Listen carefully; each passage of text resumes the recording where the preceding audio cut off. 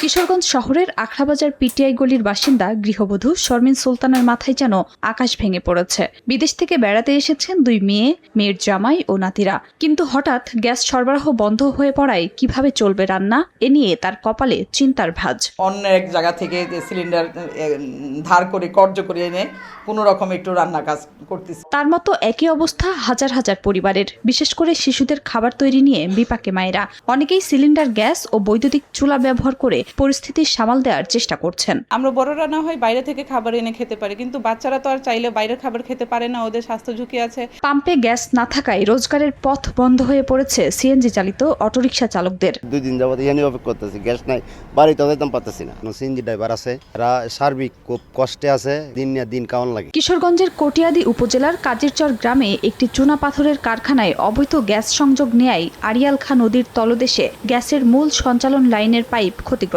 হয়। বিপজ্জনকভাবে নির্গত হতে থাকে গ্যাস। বিষয়টি জানাজানি হলে টনক নড়ে তিতাস গ্যাস কর্তৃপক্ষের। শুরু হয় মেরামত কাজ। এ অবস্থায় সোমবার থেকে বন্ধ করে দেওয়া হয় মূল সঞ্চালন লাইনের গ্যাস সরবরাহ। আগামী বৃহস্পতিবার নাগাদ মেরামত কাজ শেষ হলে গ্যাস সরবরাহ স্বাভাবিক হতে পারে বলে জানান তিতাস গ্যাসের এই কর্মকর্তা। AKS অর্জন করলো গিনেস ওয়ার্ল্ড রেকর্ডস। AKS দিনরাত কাজ করতেছে শ্রমিকরা। আমরা আশা করতেছি যে আগামী বৃহস্পতিবারের ভিতরে ইনশাল্লাহ শেষ হয়ে যাবে আর কি কাজ। এদিকে ঘটনার পর থেকে গা ঢাকা দিয়েছে অবৈধ চুনাপাথর কারখানার মালিক। সোমবার অভিযান চালিয়ে কারখানাটি উচ্ছেদ করেছে কটিয়াদি উপজেলা প্রশাসন। সময় সংবাদ, কিশোরগঞ্জ।